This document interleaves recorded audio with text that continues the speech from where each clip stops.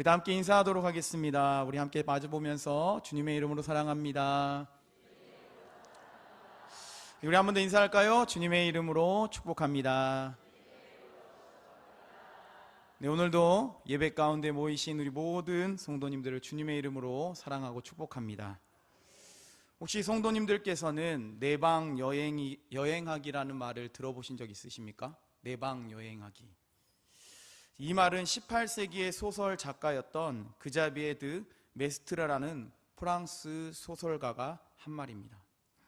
이 그자비에 드 메스트르는 1765년에 태어나서 문학과 회화, 음악, 자연과학 분야에 매우 관심이 있는 사람이었습니다. 그러나 그는 18세기에 평생 직업 군인으로서 살아가기로 마음을 먹게 됩니다. 그렇게 군인이 된 이 그자비에 드 메스트르는 1790년 어느 날 한 장교와 이 법으로 금지된 결투를 벌이다가 42일간 자택연금 처분을 받게 되었습니다. 42일간 꼼짝없이 집에 갇혀 지낼 수밖에 없는 그런 신세가 되고 말았습니다. 그때 이 그자비에 드 메스트르는 한 번도 경험하지 않는 새로운 여행을 떠나게 됩니다. 언제든지 갈 수 있고 고민할 필요도 없고 돈도 전혀 들지 않는, 손해를 절대 보지 않는 여행을 떠나게 됩니다. 그것이 바로 내방 여행하기입니다. 자신의 이 자택에서 상상의 나래를 펼치면서 그것을 매일매일 일기처럼 써서 그것을 책으로 만들어냈습니다. 당시 이 그자비에 드 메스트르는 평범한 군인에 불과했는데 42일간 자택연금 상태로 그 기간을 통해서 자신의 인생이 뒤바뀌는 일이, 놀라운 일이 일어납니다. 이 시간을 통해서 쓴 그 글이 18세기 문학사의 선구적인 작품 중 하나로 선정되어 수많은 사람들에게 존경받는 사람이 되었습니다. 그자비에 드 메스트르는 우연히 자신에게 찾아온 42일이라는 시간을 통해 자신의 인생을 되돌아보게 되었고, 내방 여행하기라는 누구도 생각하지 못한 발상을 가지고 글을 써서 누구도 상상하지 못한 나래를 펼치며 18세기에 존경받는 한 사람이 되게 되었다는 이야기입니다. 이처럼 오늘 우리가 함께 읽은 이 사도행전 28장의 말씀, 이 본문 말씀에도 비슷한 한 사람이 소개되고 있는 것을 우리는 보게 됩니다. 우리가 새벽 예배를 통해서 함께 계속해서 나눴던 말씀이기 때문에 오늘 본문에 보면 사도 바울은 이 복음을 전하다가 로마로까지 호송이 되게 되었습니다. 이 로마로 간 사도 바울은 보호 관찰자 한 명, 이 병사가 붙여진 상태에서 가택연금이 되었다라고 성경이 기록하고 있습니다. 그런데 이러한 상황 가운데 누구도 상상하지 못한 발상을 하게 됨을 보게 됩니다. 우리 함께 사도행전 28장 30절과 31절 말씀 우리 함께 읽어보도록 하겠습니다. 함께 읽겠습니다. 바울이 온 이태를 자기 셋집에 머물면서 자기에게 오는 사람을 다 영접하고 하나님의 나라를 전파하며 주 예수 그리스도에 관한 모든 것을 담대하게 거침없이 가르치더라. 아멘. 사도 바울은 성경에 보면 2년이라는 시간 동안에 가택연금 상태에 있었습니다. 무려 일수로 따지자면 730여일간의 가택연금 상태에 있게 되었습니다. 그런데 누구도 생각하지 못한 발상으로 그곳에서 지내게 됨을 봅니다. 사랑하는 성도님들, 그것이 무엇입니까? 그렇습니다. 비록 자유롭게 어디든지 갈 수 없는 가택연금 상태에 있었는데 730여일이라는 시간 동안에 한 곳에 머물러 있어야만 했는데 그곳에서 복음을 전하며 거침없이 담대하게 자신에게 오는 사람들에게 복음을 전했다라는 놀라운 이야기가 기록되어 있습니다. 특별히 사도 바울이 전한 복음을 통해 로마에 있는 사람들이 예수 그리스도를 모두 다 믿게 된 것이 아니었음에도 불구하고 가택연금 상황에서 복음을 전하는 삶을 쉬지 않았음을 보게 됩니다. 비난하는 세력에 맞서서, 감시하는 세력에 맞서서 왜곡하는 세력에 맞서서 복음을 전하는 삶을 살았습니다. 그 결과 이후에 어떻게 되었습니까? 이 사도 바울이 그렇게 복음을 전했더니 수많은 교회들이 다시 회복되고 세워지는 놀라운 일이 일어납니다. 뿐만 아니라 수많은 하나님의 자녀들이 생겨났고, 지금까지 사도 바울이 전한 그 하나님의 말씀을 통해 이 나라 가운데 전 세계 곳곳에 수많은 사람들이 복음을 믿게 되었다라는 사실입니다. 그렇다면 사랑하는 성도님들, 사도 바울이 2년이라는 그 세월, 그 시간을 통해서 가택연금이라는 최악의 상황 가운데, 최악의 환경 가운데 복음을 전하는 삶을 살 수 있었던 것은 과연 무엇이라고 생각하십니까? 그 이유가 무엇이라고 생각되십니까? 우리 함께 오늘 본문 사도행전 28장 17절에서 20절 말씀을 함께 나누어서 읽고 마지막 절은 함께 읽도록 하겠습니다. 17절 말씀부터 제가 읽겠습니다. 사흘 후에 바울이 유대인 중 높은 사람들을 청하여 그들이 모인 후에 이르되 여러분 형제들아, 내가 이스라엘 백성이나 우리 조상의 관습을 배척한 일이 없는데 예루살렘에서 로마인의 손에 죄수로 내준 바 되었으니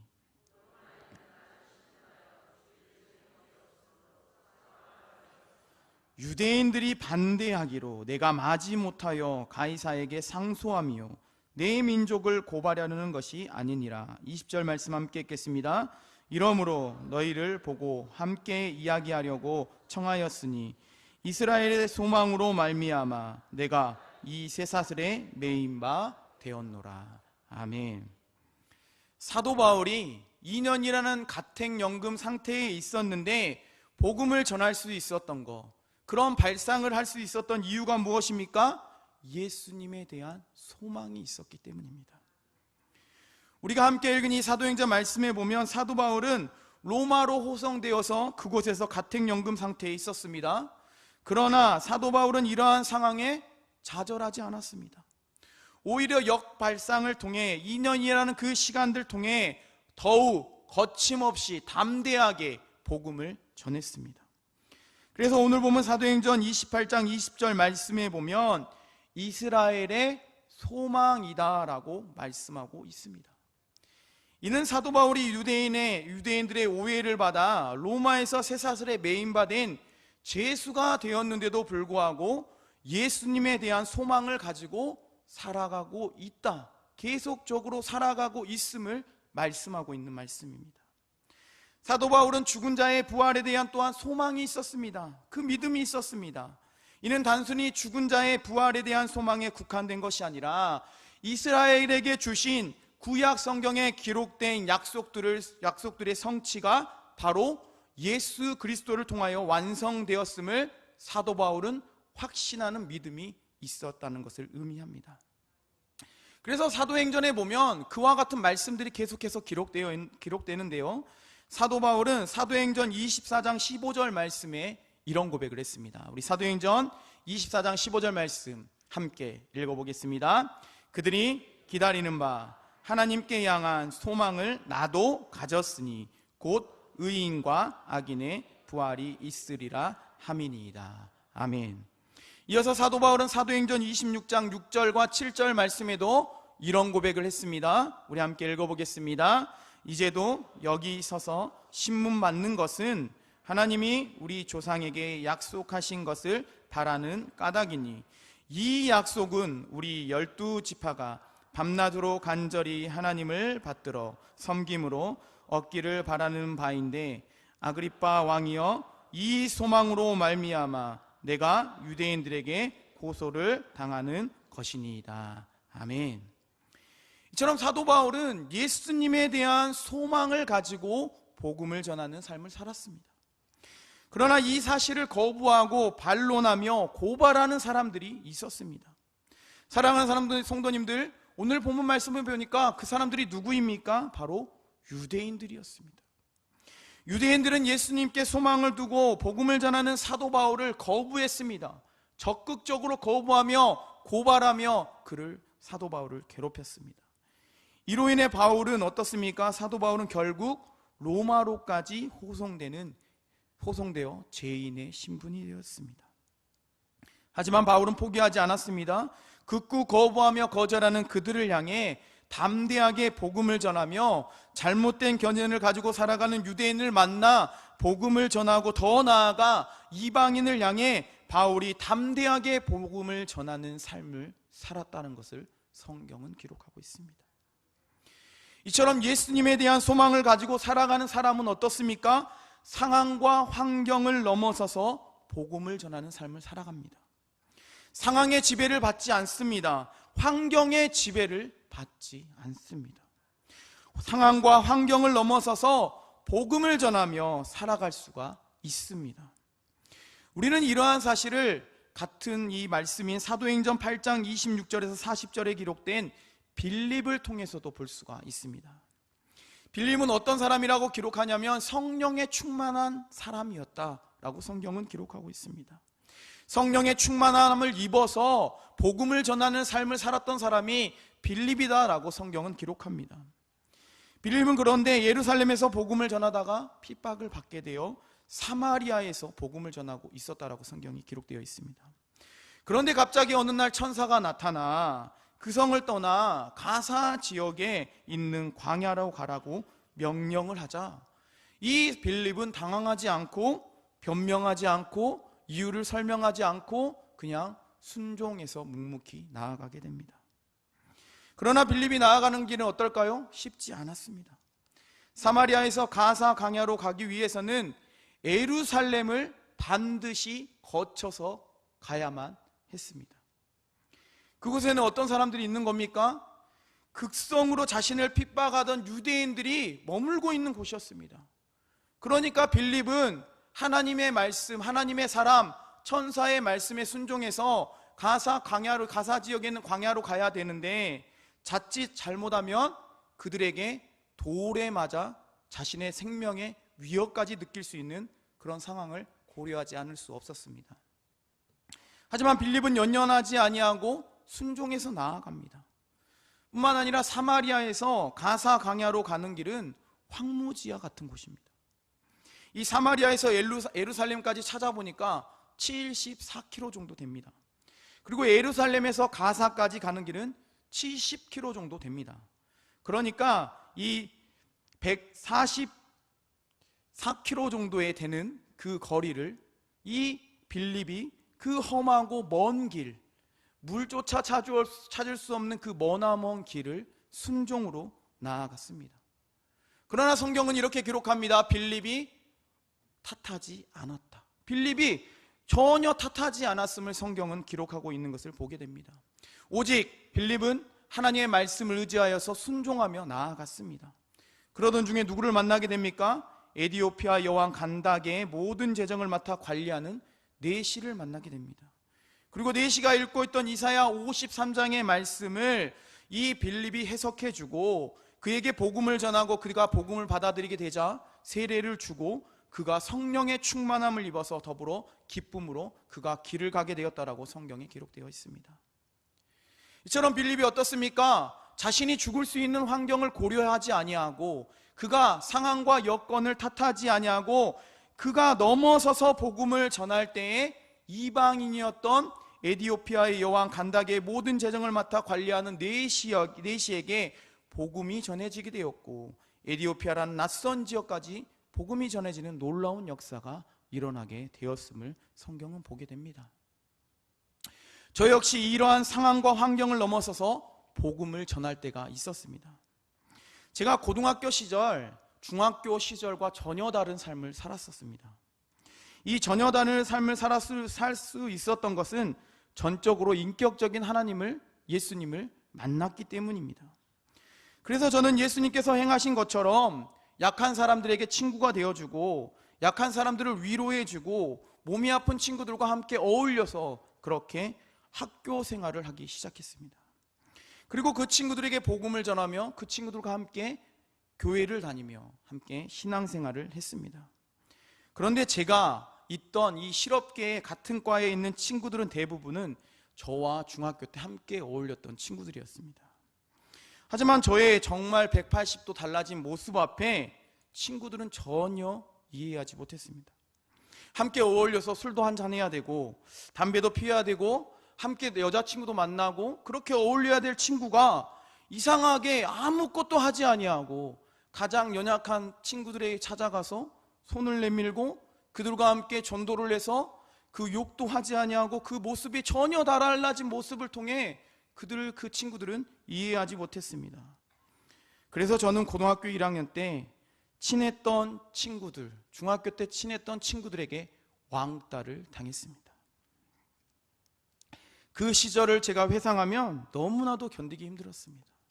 아마 여기에 계신 성도님들은 왕따를 당해 보신 적이 없을 거라고 생각됩니다. 그런데 저는 왕따를 당할 때 그 시간이 매일매일이 힘들고 상황이 힘들고 환경이 힘들었습니다. 늘 학교를 갔다 오면 사택에 가방을 던져놓고 예배당의 가장 앞에 가서 방석을 깔아놓고 무릎을 꿇고 매일 기도했던 시절이 있었습니다. 이 환경을 변하게 해달라고, 이 상황이 변하게 해달라고 하나님께 그렇게 기도했습니다. 하나님, 제가 하나님께 약속한 그 약속 좀 지키게 해달라고, 하나님의 말씀대로 제가 제발 순종할 수 있게 해달라고, 하나님에 대한 소망을 잃지 않고 예수님에 대한 소망을 잃지 않고 저 살아갈 수 있게 해달라고 기도했던 적이 있었습니다. 그러나 어떨까요? 상황이 바뀌었을까요?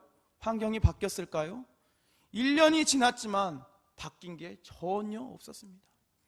그래서 저는 다짐한 겁니다. 학교를 도저히 못 다니겠다, 자퇴를 해야겠다 라고 생각하여 선생님에게 찾아갔던 적도 있었습니다. 그렇게 해가 바뀌고 고등학교 2학년이 되던 해에 상황이 역전되기 시작합니다. 놀랍게도 고등학교 2학년 때에 하나님의 은혜로 사람의 계획으로 절대 할 수 없는 정교회장에 출마하게 되었고, 저는 잘생긴 사람, 인맥이 좋은 사람, 그리고 저 세 사람이 이렇게 출마를 하게 되었는데 제가 정교회장이 된 겁니다. 그때 왕따로 지냈던, 왕따로 저를 그렇게 못살게 굴었던 친구들이 교회 다니면 변하는구나, 하나님의 말씀을 지키는 것을 인정하기 시작했습니다. 그래서 그 친구들이 저에 대한 관심을 갖기 시작했고, 그 친구들과 어울려서, 나쁘게 어울린 게 아니라 그들 친구들과 함께 이야기를 하기 시작했고, 그 친구들까지 다수가 아니라 소수가 전도를 해서 함께 교회에 다니기 시작했습니다. 곧 저에게 힘들고 괴로운 시절이 있었지만 그럼에도 포기하지 않고 하나님에 대한 소망을 가지고, 예수님에 대한 소망을 가지고 나아갈 때 상황과 환경을 넘어서서 복음을 전하는, 복음이 전해지는 놀라운 일이 일어나게 되었습니다. 이처럼 오늘 모이신 우리 모든 성도님들께서도 예수님에 대한 소망을 가지고 복음을 전하는 삶을 살아가는 모두가 되시기를 간절히 소망합니다. 예수님에 대한 소망, 하나님에 대한 소망을 가지고 나아갈 때 우리 모두는 환경의 지배를 받지 않게 될 줄 믿습니다. 상황의 지배를 받게 되지 않게 될 줄 믿습니다. 오로지 하나님의 말씀을 통해 소망 가운데 늘 복음을 전하는 삶을 살아가게 될 줄 믿습니다. 둘째로, 상황과 환경을 넘어선 복음을 전할 수 있었던 것은 하나님의 말씀에 대한 전적인 신뢰와 확신이 있었기 때문이다라고 성경은 말씀합니다. 사도행전 28장 30절과 31절 말씀, 우리 함께 다시 한번 읽어보도록 하겠습니다. 함께 읽겠습니다. 바울이 온 이태를 자기 셋집에 머물면서 자기에게 오는 사람을 다 영접하고 하나님의 나라를 전파하며 주 예수 그리스도에 관한 모든 것을 담대하게 거침없이 가르치더라. 우리 세 번역으로 한 번 더 다시 한번 읽어보도록 하겠습니다. 함께 읽겠습니다. 바울은 자기가 얻은 셋집에서 꼭 2해 동안 지내면서 자기를 찾아오는 모든 사람을 맞아 들였다. 그는 아무런 방해도 받지 않고 아주 담대하게 하나님의 나라를 전하고 주 예수 그리스도에 관한 일들을 가르쳤다. 아멘. 사도 바울은 로마에 호송되어 가택연금된 상태에서 꼬박 2년이라는 시간을 보냈습니다. 그러나 사도 바울은 그 어느 시간보다 담대하게 하나님의 나라를 전하고 예수님에 대한 복음을 전했습니다. 사랑하는 성도님들, 사도 바울이 이렇게 하나님의 나라에 대해서 전할 수 있고 예수님에 대한 그 복음을 가르칠 수 있었던 이유가 무엇이겠습니까? 그렇습니다. 사도 바울에게 하나님에 대한 그 신뢰와 확신의 말씀에 대한 확신이 있었기 때문입니다.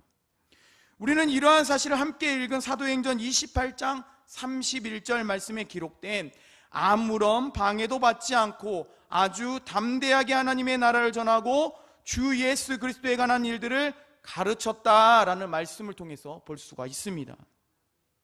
말씀에 보면 담대히라고 하는 것이 이렇게 기록되어 있습니다. 이 담대히라고 하는 것은 메타파세스 파르세시아스라고 읽습니다.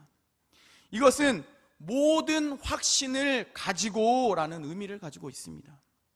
또한 이 파르세시아스라는 단어만 해석하면 용기 있고 확신 있는 태도라는 의미를 가지고 있습니다. 사랑하는 성도님들, 우리는 이것을 통해 무엇을 알 수 있습니까? 그렇습니다. 사도 바울은 하나님의 말씀에 대한 확신을 가지고 있었다라고 우리는 알 수 있습니다. 사도 바울이 머뭇거리지 아니하고 담대하게 복음을 전하고 그가 가르쳤다라는 것을 우리는 알 수가 있습니다. 뿐만 아니라 사도 바울은 사도 바울에게 두려움이란 찾아볼 수 없고 오직 용기 있게 그가 복음을 전했구나라는 사실을 알 수가 있습니다. 곧 사도 바울은 상황과 환경을 넘어선 복음을 전했음을 우리가 보게 됩니다. 비록 그가 죄인의 신분으로 지정된 장소에서 셋집에서 감금 상태에 있었지만 자신의 상황과 환경을 탓하지 않고 위축되지 아니하고 담대하게 복음을 전했다는 사실을 알 수가 있습니다. 그럴 때 놀라운 일들이 일어나기 시작했습니다. 사랑하는 성도님들, 어떤 일들이 일어났습니까? 그렇습니다. 성경에 보면 로마에 후송되어 로마 병사가 감찰 아래 자택 감금되어 있었지만 자신을 찾아오는 사람들에게 하나님의 나라에 대해서 가르치고 예수님에 대한 복음을 전하며 어느 누구도 방해하는 사람이 없게 되는 놀라운 일이 일어납니다. 로마 군인의 감시를 받게 되었지만 로마 당국에서 바울이 말하는 것에 대해서 어떠한 금지령도 내리지 않는 놀라운 역사가 일어나게 되었습니다. 자유가 없었던 자택 감금의 2년이라는 세월 동안에 상황과 환경을 넘어서서 복음을 전하는 사도 바울의 모습을 우리는 말씀을 통해 보게 됩니다. 우리는 이러한 사실을, 이 복음의 중요성, 상황과 환경을 넘어선 그 복음의 중요성에 대해서 찬양을 통해서도 볼 수가 있습니다. 우리 송경림 목사님께서 우리 교회에 몇 번 오셨는데요, 송경림 목사님께서 작사 작곡한 이 찬양 중에 가장 귀한 삶이라는 찬양이 있습니다. 이 송경림 목사님은 이 찬양을 만들 때 이름 없이 빚도 없이 복음의 사명을 감당하시는 사역자로 감당하시는 목사님, 사모님, 선교사님을 위해서 이 찬양을 작곡 작사하게 되었다라고 고백했었습니다. 이 시간 이 찬양을 제가 한번 함께 찬양하기를 원합니다.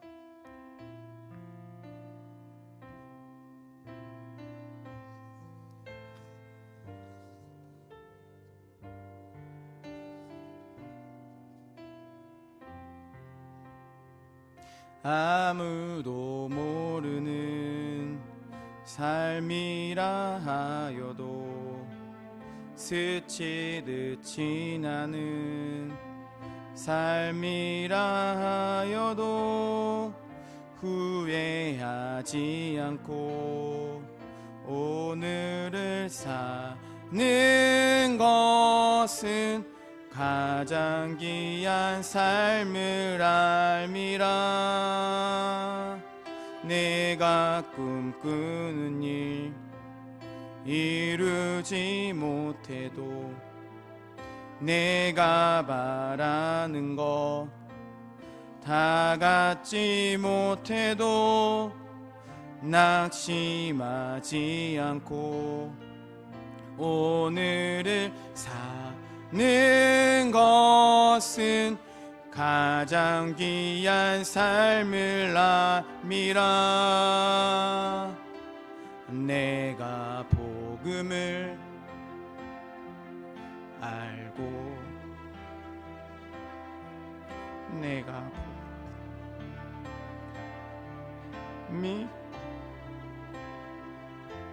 내가 복음을 전하며 살아간다며 나의 삶은 가장 귀한 삶이라.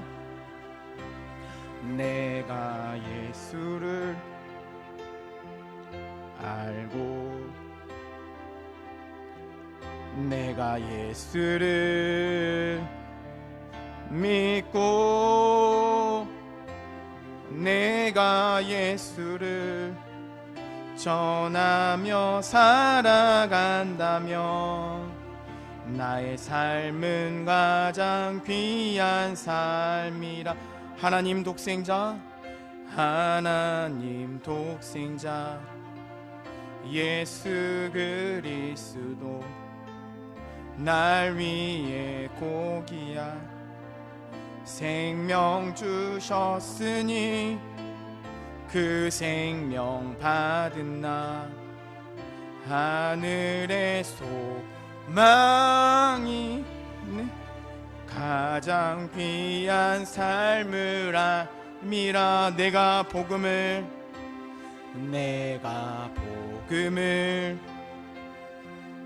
알고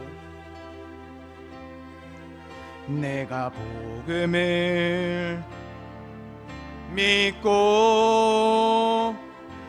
내가 복음을 전하며 살아간다면 나의 삶은 가장 귀한 삶이라. 내가 예수를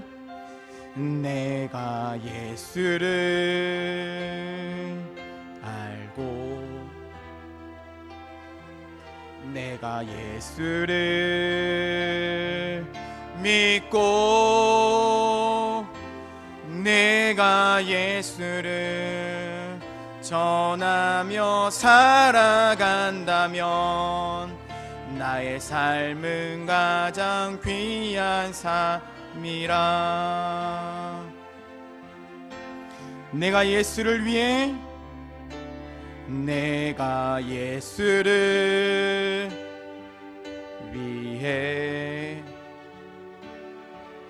내가 살아간다면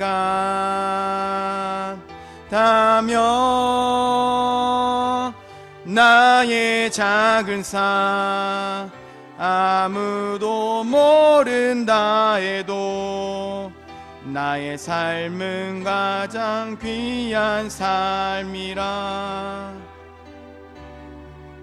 나의 삶은 가장 귀한 삶이라. 아멘. 사랑하는 성도님들, 사랑하는 성도님들의 삶이 어떠십니까? 우리 역시 사도 바울처럼 거침없이 담대하게 누구에게 복음을 전하는 삶을 살아가고 있으십니까? 이제 우리 말씀을 통해 우리가 함께 나눴으니 상황과 환경을 넘어서서 복음을 전하며 힘쓰는 삶을 살아가는 모든 성도님들 되시기를 바랍니다. 상황과 환경을 넘어서 담대하게 복음을 전하는 것이 가장 귀한 삶임을 기억하시고 이 시간 모이신 우리 모든 성도님들이 매일매일 살아가는 성도님들의 삶이 되시기를 간절히 축원합니다. 기도하겠습니다.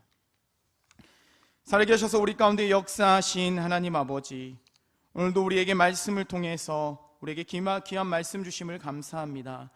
하나님, 우리가 이 땅 가운데 살아갈 때 상황을 탓하지 않게 하여 주시옵소서, 환경을 탓하지 않게 하여 주시옵소서. 우리에게 가장 귀한 것, 복음을 주신 것, 하나님을 믿게 하신 것을 우리가 기억하며 이 땅에 살아가는 동안 하나님을 담대하게 거침없이 우리가 전하며 살아가는 삶이 될 수 있도록, 하나님이 기뻐하시는 일을 하며 살아가는 삶이 될 수 있도록 우리 매일매일 삶을 붙들어 주시옵소서. 살아계신 예수님의 이름으로 기도합니다. 아멘.